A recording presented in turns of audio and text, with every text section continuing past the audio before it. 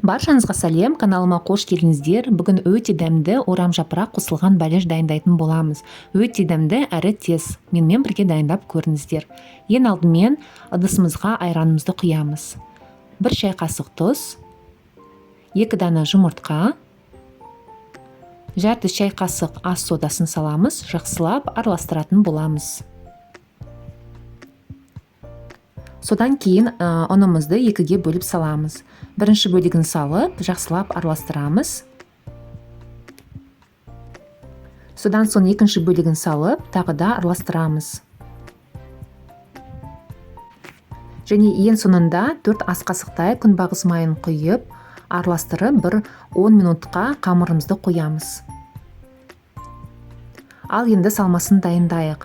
Ең алдымен біз ыдысымызда жуамызды осылай қуырып аламыз. Содан соң орам жапырақтарымызды майдалап, турап алып, осылай қазанымызда, ыдысымызда қуырамыз. Үстіне сәбіз салуға да болады. Дәмдеуіштер, тұз саламыз. Енді ыдысымызға майымызды жағып, қамырымыздың жарты бөлігін саламыз. Кішкене жартысынан көбін салуға болады.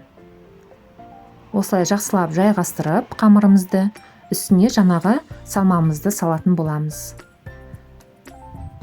Әрине салмамызға тартылған етті де салуға болады, сонда одан да дәмдірек болады.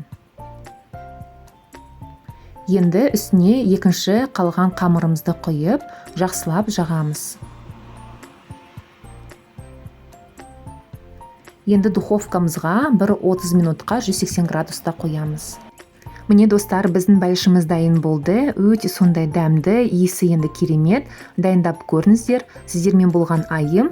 Қош сау болыңыздар, ас болсын.